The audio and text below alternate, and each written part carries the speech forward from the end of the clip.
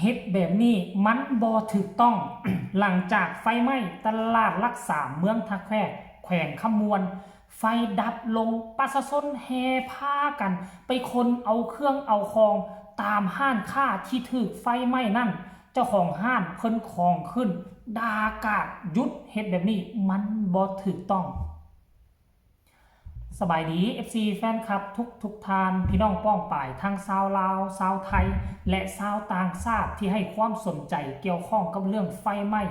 เหตุการณ์ครั้งนี้เป็นเหตุการณ์ไฟไหม้ที่ยิ่งใหญ่และก็เกิดการช่วยเหลือการสามัคคีร่วมกันระหว่างหน่วยดับเพลิงลาวหน่วยดับเพลิงไทยที่ได้ข้ามของมาช่วยกันท่านผู้ชมเฮากับโชคให้ก็ยังมีความโชคดีก็ยังมีเรื่องราวดีๆที่มันเกิดขึ้นเฮ็ดให้สังคมทั้งสองฝากฟังแม่น้ำของรู้สึกอุ่นอกอุ่นใจเมื่อเห็นลาวไทยห่มไม้ห่มมือกันแบบนี้ท่านผู้ชมแต่เหตุการณ์ที่มันเกิดขึ้นหลังจากที่ควบคุมไฟเอาไว้แล้วเอาไว้ได้แล้วทั้งเจ้าของห้านค้าห้านขายรวมถึงเจ้าของตลาดก็เข้าไปเพื่อจะไปเบิ่งห้านค้าห้านขายของตนเองเพื่อจะไปประเมินเบิ่งความเสียหายเจ้าของห้านก็ที่เข้าไปเบิ่งสินค้าของตนเองตัวใดมันเพพังกะทิ่มไปเก็บเมียนมัดตัวใดมันยังดีก็ต้องเก็บท่อนเอาไว้เพื่อจะเอามาทำความสะอาดแล้วก็เอาไปขายต่อเพราะว่ามันยังดีอยู่เด้มันบ่ทันเสียหายเด้แต่ว่าในขณะที่เจ้าของห้านและเจ้าของตลาดพากันเข้าไปเบิ่งกวดกาสินค้าของตนเองปรากฏว่ามีประชาชนเข้ามาเบิ่งคล้ายๆคือตอนไฟกำลังไหม้ลุกขึ้นนั่นแหละพากันมาเบิ่งมายืนก็คิดว่าสิมาเบิ่งความเสียหายมาให้กำลังใจเจ้าของห้านค้าห้านขายสั่นดอกหวาแต่ว่ามันบ่เป็นแบบนั้นได้ทุกคน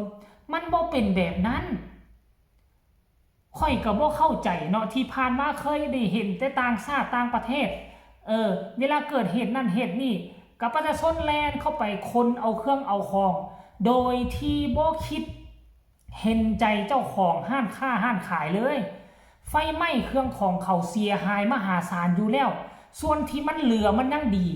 ก็ปล่อยให้เจ้าของห้านเขาเจ้าเก็บไปทำความสะอาดเอาได้ไปขายต่อเพราะเอาทุนคืนแต่ว่ามีหลายคนเลยแหละเป็น100-200คนเลยประชาชนชาวเมืองท่าแขกหาก็เห็นนี่คนลาวเฮามีนิสัยแบบนี้ตั้งแต่เมื่อใดนิสัยเห็นแก่โตโลภมากโลภาแทนที่จะไปช่วยให้กำลังใจไปช่วยยกเข้ายกของช่วยเจ้าของห้างเจ้าของตลาดยกขึ้นรถเอาไปไว้บนที่ปลอดภัยแต่ดันเข้าไปแล้วย่างไปเอาหน้าดื้อๆเลยทุกคนเอ้ยไปจับเอาเป่าไปบางคนเอาเป่าไปเก็บเอาเครื่องยังบ่ถึกไฟไหม้น่ะเก็บเอาเครื่องมายัดใส่เป่าแบกสิเอาเมื่อกินอยู่เฮือนเบิ่งแม่บัดนี้เจ้าของห้างเพิ่นก็ของขึ้นตัวแทนที่จะมาช่วยเหลือกันแทนที่จะมาอบอุ่นจิตใจกันแต่ว่าดันมาสร้างภาระ มาลักมาขโมยเอาเครื่องของเขาอีกตื้มปกติคนลาวเขาบ่เห็นแก่โตแบบนี้แต่ก็คือว่าแหละโลกมันเปลี่ยนไปโลกทันสมัยขึ้นเจริญขึ้นจิตใจของคนก็คับแคบโลกมากโลภาขึ้นหลายกว่าเก่าท่านผู้ชมเบ้าแล้วทุกคนอาจจะบ่เห็นภาพค่อยมีคลิปสั้นๆประมาณ1 นาทีให้ทุกคนไปเจ้าของก็ด่ากาดขึ้นแล้วบางคนก็ยังบ่ฟังบางคนก็ทิ่มเป่าหันเลยเป่าที่ยัดเอาเครื่องเอาของนะซ้ำเป็นโจรซ้ำเป็นขโมยนะขโมยแบบหน้าด้านๆเลยที่เจ้าของตลาดเขาก็ยังดูเจ้าของห้างก็ยังเบิ่งอยู่เอาไปหน้าดื้อๆทุกคนเอารถมาแก้เอารถมาตางเอาไปเบิ่งคลิปนี้แล้วมาพ้อกันในช่วงต่อไป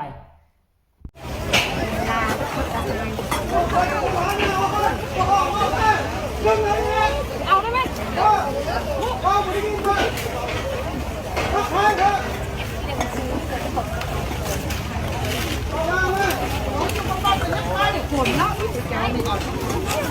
ซื้อก็ไม่ได้ซื้อมาเอาฟรี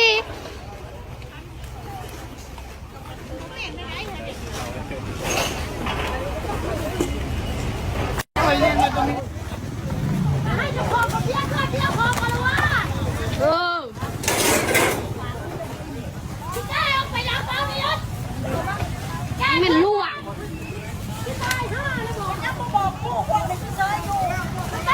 บอกแล้วเมื่อยมากแล้วกับบอกฟังบอกแก๊บเอาของเขาไม่บอกแล้วนั่นหนีให้เบิร์ด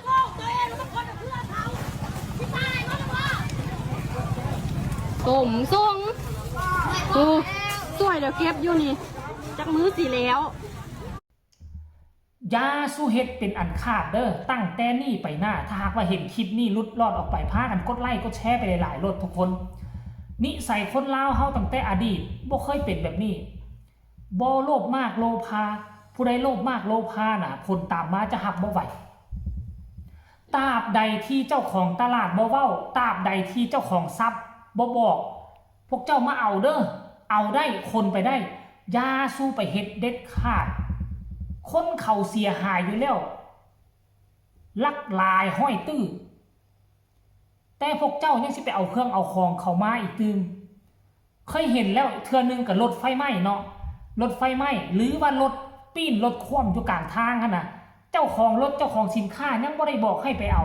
พากันคนเอาไปไว้บ้านไว้ซองตามกฎหมายแล้วเขาแจ้งความได้จับซ้ำเป็นโจรได้ซ้ำเอิ้นว่าลักเครื่องเขาได้เป็นโจรได้ลักเครื่องซึ่งหน้าเลยได้มันบ่แม่นแนวมันบ่สมควรที่จะเฮ็ดแนวนี้ท่านผู้ชมแต่ว่าถามว่าเหตุการณ์แบบนี้เคยเกิดขึ้นกับต่างประเทศหลายทุกประเทศมีแบบนี้แหละรถปีน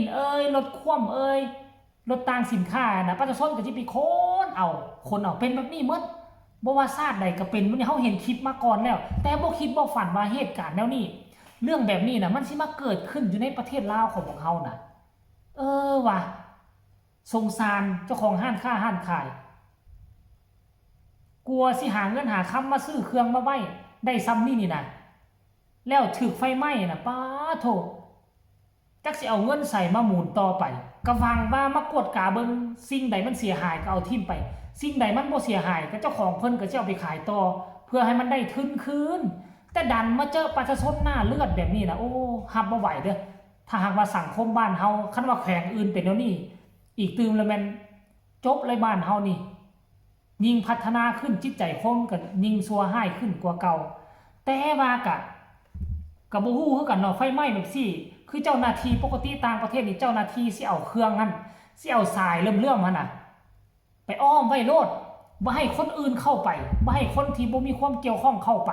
เพื่อจะไปเก็บหลักฐานว่ามันเกิดอีหยังขึ้นจุดเริ่มต้นมาจากสายไฟบ่หรือผู้ใดบ้างเพิงเขาสิกันไว้บ่ให้คนที่เกี่ยวข้องเข้าไปแต่ว่าอันนี้บ้านเฮาบ่มีเลยเสือกเลื่อมๆกันนั่นน่ะเลยเฮ็ดให้จักผู้ใดเป็นเจ้าของห้างจักผู้ใดเป็นเจ้าของตลาดจักผู้ใดเป็นเจ้าหน้าที่เข้าไปปนเปกันไปเลยเอาเครื่องเอาของเขาออกมาโดยซ้ำไปโอ้ยท่านผู้ชมเอ้ยก็มานำเสนอจะสู้หาเฮ็ดจะสู้หาทำคนลาวของพวกเฮาก็ได้ไฟยิงไหม้ของเขาอยู่ก็ฝากคลิปนี้เอาไปหลายๆแล้วทุกคนแชร์ไปหลายๆผู้ละ1ไลค์1แชร์เนาะแล้วก็กดติดตามให้พร้อมอย่ากดข้ามโฆษณาพ่อกันใหม่ในคลิปหน้าลาท่านผู้ชมไปเพียงส่ำนี้ก่อนเด้อทุกคนสวัสดี